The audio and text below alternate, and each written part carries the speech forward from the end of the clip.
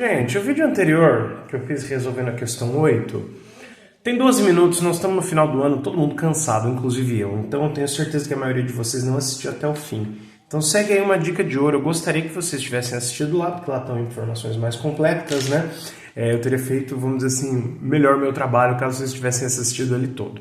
Eu sei que a maioria das pessoas já está cansada e não vai assistir. Imagina que eu faço um outro tipo de pergunta, agora bem teórico, não precisa pensar na metalurgia, mas é o fundamento da leitura da curva TTT. Aliás, no outro vídeo eu não expliquei por que a curva TTT é chamada de transição, transformação tempo-temperatura, mas também é a curva das transformações isotérmicas. Veja o que pode acontecer aqui, tá? Eu tinha planejado fazer uma outra pergunta, mas vou aproveitar para explicar isso aqui. Imagina que seu material está nessa temperatura aqui, T grande 1, tá? Porque ali nós vamos falar dos T pequeno é tempo. Estou falando do grande, fica didático, tá? Maiúsculo, minúsculo, não grande e pequeno, mas eu vou falar grande e pequeno.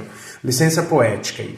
Se você mantiver por um longo tempo nessa temperatura T1, olha o que inevitável vai acontecer, porque você não tem como parar o tempo, você tem apenas como travar ou não a temperatura.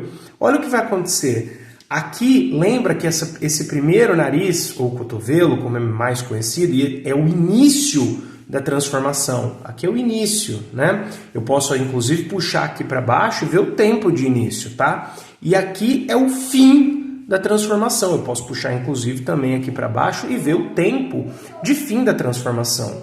Olha só, tá vendo que a transformação ocorreu numa única temperatura T1? Por isso que ele fala que essa curva, conhecida também, né, como curva TTT, transformação tempo-temperatura, é conhecida também como a curva de transformações isotérmicas, porque fixando em uma temperatura e deixando passar o tempo, você tem várias transformações isotérmicas contidas numa única curva. Aliás, na sala de aula eu expliquei que é assim que esse tipo de curva é obtida, tá bom, gente? Então dá uma olhada, não reparem tá barulho aqui no fundo que eu tô aqui com obra em casa, tá? Imagina o seguinte, se eu falar que a partir dessa outra temperatura aqui, T grande 2, tá? Nem seria T grande 2, mas só para diferenciar da que eu peguei para falar da transformação isotérmica. Imagina que o primeiro resfriamento foi um pouco mais rápido, de T0 até T1. E depois eu vou fazer um segundo resfriamento de T1 até T2. Olha o que acontece aqui. Você faz o resfriamento, vamos dizer que aqui seja a temperatura ambiente, o eixo X meu, e não a temperatura zero, tá? Porque senão ficaria muito estranho. Esse resfriamento, olha como a reta é inclinada, olha como ela é, vamos dizer assim, bastante em pé. Então, quer dizer, ela tem uma inclinação grande, ainda que negativa. Nem precisa da setinha, porque acho que vocês já entenderam a ideia.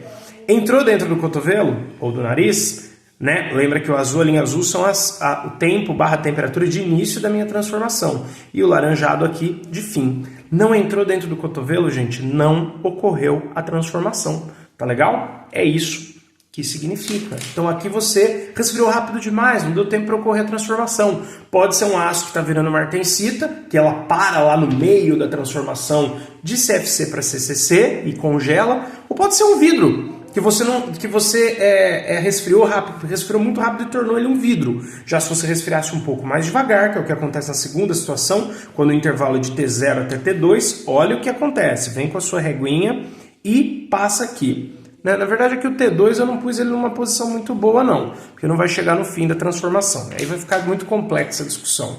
Vamos colocar o T2 aqui, ó, tá? Claro que, né, numa questão de prova esse erro meu não vai acontecer, tá? Então risquei e agora eu vou fazer num tempo bem mais lento. Olha o que acontece aqui durante o resfriamento. No caso, não é uma transformação isotérmica, né? Vou fazer um ponto grande aqui, dar uma margem boa para esse tempo T2, ó, pronto. Assim não parece que eu errei. Não é uma transformação isotérmica. Veja que não é numa temperatura constante.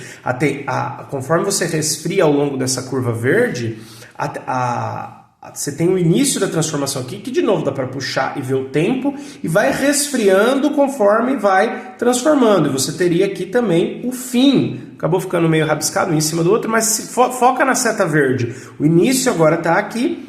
Tudo isso daqui é transformação, aqui é o fim, e aí já está muito frio, já não tem mais mobilidade suficiente para acontecer nada nessa parte aqui, simplesmente a transformação que ocorreu, por quê? Porque entrou dentro do nariz, passou pelo nariz de início e de fim de transformação, ocorreu, agora ele simplesmente vai resfriar, aqui não vai, mesmo que passe dentro de novo, vocês não precisam pensar nisso, só entender que aqui vai resfriar e manter com a transformação que, no segundo caso, na seta verde, no resfriamento lento, aqui sim, aqui ocorreu. Tá legal? Se eu for cobrar algo na prova, eu vou cobrar algo mais parecido com isso, mais relacionado à leitura do tipo de diagrama, do que realmente todas aquelas fases e tal, porque vocês estão no primeiro ano, eu preciso ensinar vocês mais a pensarem nas ferramentas de tecnologia dos materiais, do que ensinar uma tecnologia aí dos materiais muito profunda, tá bom? É isso. Muito obrigado.